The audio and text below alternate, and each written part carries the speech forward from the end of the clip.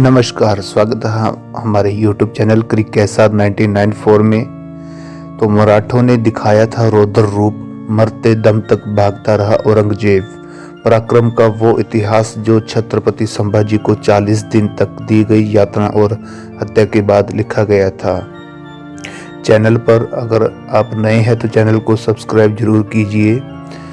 तोलापुर के मराठों के अचानक आक्रमण से मुगल जोर जोर से चिल्लाने लगे, हुजूर मराठा आ रहे हैं। एक और संताजी मुगल सेना का नाश कर रहे थे।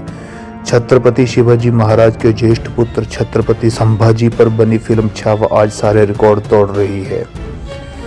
छावा मूवी के साथ साथ हमें यह भी जानने को मिलता है कि सचमुच इतिहास में क्या था। फिल्म ने संभाजी के जीवन को जन जन तक पहुंचाया है। देश भर में ऐसा माहौल है कि लोग भावुक होकर आंसू बहाते हुए सिनेमा घरों से निकल रहे हैं। छत्रपति संभाजी की यशस्वी ख्याति सोशल मीडिया से लेकर जमीनी स्तर पर स्थापित हो चुकी है। हालांकि देश का एक बड़ा वर्ग संभाजी की मृत्यु के बाद मराठों की बहादुरी से आज भी अनजान है। हिंदवी स्वराज्य के संस्थापक छत्रपति शिवाजी महाराज की मृत्यु के बाद औरंगजेब और उसकी मुगल सेना जश्न मनाने में व्यस्त थी, क्योंकि दक्षिण पर विजय पाने का उसका सपना अब साकार हो रहा था। हालांकि उनके बेटे संभाजी ने मुगलों को इतना भयभीत कर दिया था कि दक्षिण भारत पर विजय का उनका सपना पूरा नहीं हो सका। छत्रपति संभाजी महाराज की मृत्यु के बाद भी मुगल बहुत खुश थे और दक्कन तक विजय पाने के लिए दृढ़ थे। हालांकि इस बार मराठा पराजित होकर भाग गए। छत्रपति संभाजी के बलिदान से एकजुट हुए मराठा छत्रपति संभाजी को औरंगजेब ने 40 दिनों तक भयानक यातनाएं दी थीं और उन्हें इस्लाम धर्म अपनाने के लिए मजबूर भी किया था, लेकिन उन्होंने अपना धर्म त्यागने के बजाय मृत्यु को चुना। छत्रपति संभाजी की नृशंस हत्या के बाद मराठा क्रोधित हो गए थे और एकजुट होने लगे। मराठा साम्राज्य के सभी मतभेद सुलझ चुके थे और केवल एक ही लक्ष्य बचा था, क्रूर इस्लामी शासक औरंगजेब का विनाश। मराठा साम्राज्य के कई बहादुर योद्धा थे। संगमेश्वर के किले में जब छत्रपति संभाजी अपने मुट्ठी भर मराठा योद्धाओं के साथ औरंगजेब के सिपह सालार मुकरम खान की विशाल मुगल सेना के खिलाफ युद्ध कर रहे थे, तब छत्रपति के साथ एक अन्य मराठा योद्धा भी अपनी बहादुरी दिखा रहा था। उनका नाम मालहोजी घोरपड़े था। इन योद्धाओं ने मुगलों से लड़ते हुए वीर गति प्राप्त की। छत्रपति राजाराम का राज्य अभिषेक और संताजी की वीरता के बारे में बात की जाए तो घोरपड़े ने मराठा साम्राज्य के लिए एक जीवंत और स्वाभिमानी विरासत छोड़ी। वह जीवित विरासत थे।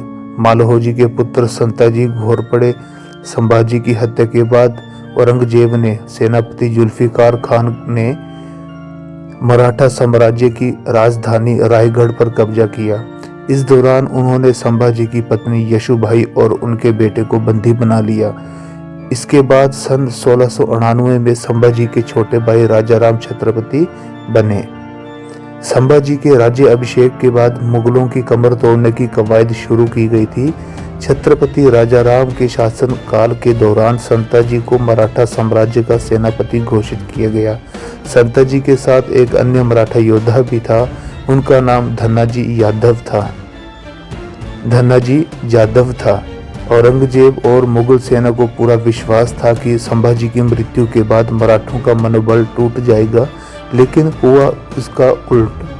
मनोबल टूटने के बजाय मराठे अब औरंगजेब के खून के प्यासे हो चुके थे। हर हर महादेव और जय भवानी के उद्घोष से मुगल सेना कांप उठी। कहा जाता है कि मुगल मराठा साम्राज्य के आसपास की नदियों में अपने घोड़ों को पानी पिलाने के लिए भी नहीं रुकते थे। धन्नाजी के साथ मिलकर संताजी ने मुगलों को लगभग 17 वर्षों तक भ्रम में रखा। उनका एकमात्र लक्ष्य औरंगजेब को खत्म करना था। हिंदू स्वराज्य से मराठा साम्राज्य बना शक्तिशाली। जी हाँ, छत्रपति संभाजी की मृत्यु के बाद शिवाजी महाराज द्वारा स्थापित हिंदवी स्वराज्य में अराजकता फैल गई। पूरा साम्राज्य अस्त व्यस्त हो गया। तब छत्रपति राजाराम ने संताजी को हिंदवी स्वराज बहाल करने का आदेश दिया था। उस समय मराठों के पास मुगलों जितनी बड़ी सेना नहीं थी, और ना ही धन दौलत थी। उस समय सेनापति संताजी ने हिंदवी स्वराज्य को पुनर्जीवित किया और इतिहास में एक बड़ी उपलब्धि हासिल की। औरंगजेब के शिविर पर हमला हुआ, जान बचाकर भागा। जी हाँ, बात करते हैं औरंगजेब के शिविर पर जब हमला किया गया तो किस तरह से औरंगजेब अपनी जान बचाकर भाग गया था। महाराष्ट्र के लेखक बशीर कमरुद्दीन मोमिन ने अपनी पुस्तक भंगले स्वप्न महाराष्ट्र में उल्लेख किया है कि अगस्त 1699 को सावन में संताजी ने अचानक तोलापुर पर हमला कर दिया। औरंगजेब एक बड़ी सेना के साथ तोलापुर में डेरा डाले हुआ था। यह वही स्थान है जहां संभाजी की निर्मम हत्या की गई थी। संताजी ने धन्ना जी को साथ लेकर मुट्ठी भर मराठों के साथ मिलकर औरंगजेब के शिविर पर हमला कर दिया। इस युद्ध का वर्णन करते हुए मुगल इतिहासकार काफी खान जो कि मोहम्मद हाशिम लिखते हैं कि तुल्लापुर के युद्ध के बाद संताजी का डर मुगल सैनिकों में दहशत फैला रहा था। जो भी मुगल सैनिक संताजी के सामने आता वह या तो मारा जाता था या उसे पकड़ लिया जाता था। स्थिति ऐसी थी कि संताजी का नाम सुनते ही मुगल सेना में भगदड़ मच जाती थी। तुल्लापुर के मराठों के अचानक आक्रमण से मुगल जोर जोर से चिल्लाने लगे, हुजूर मराठा आ रहे हैं। एक और संताजी मुगल सेना का नाश कर रहे थे, वहीं मुगल सेना के सैनिक औरंगजेब को बचाने के लिए पीछे पीछे आ रहे थे। मराठे मुगल शिविर में गहराई तक घुस गए थे। उन्होंने इतने मुगलों का कत्ले आम किया कि औरंगजेब को अपनी जान बचाकर भागना पड़ा था। औरंगजेब तो बच गया, लेकिन उसने भी पूरी मुगल सल्तनत की नाक कटवा दी।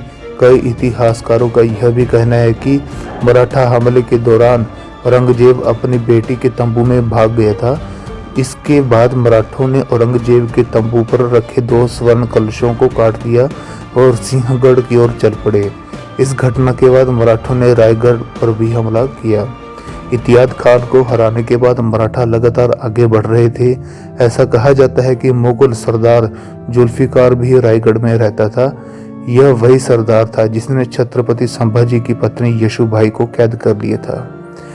मराठों ने जुल्फिकार की सेना को पराजित कर दिया और अपने साथ बहुमूल्य खजाने और 5 हाथी लेकर पन्हाला पहुंच गए। गुरिल्ला युद्ध की रणनीति अपनाकर मराठों ने मुगलों को मनोबल पूरी तरह तोड़कर रख दिया था। अब बारी थी मुकर्रम खान की, जिसने छल से छत्रपति संभाजी को कैद कर लिया था। मुकर्रम खान को औरंगजेब ने महाराष्ट्र के कोल्हापुर और कोंकण प्रांत का गवर्नर नियुक्त किया था।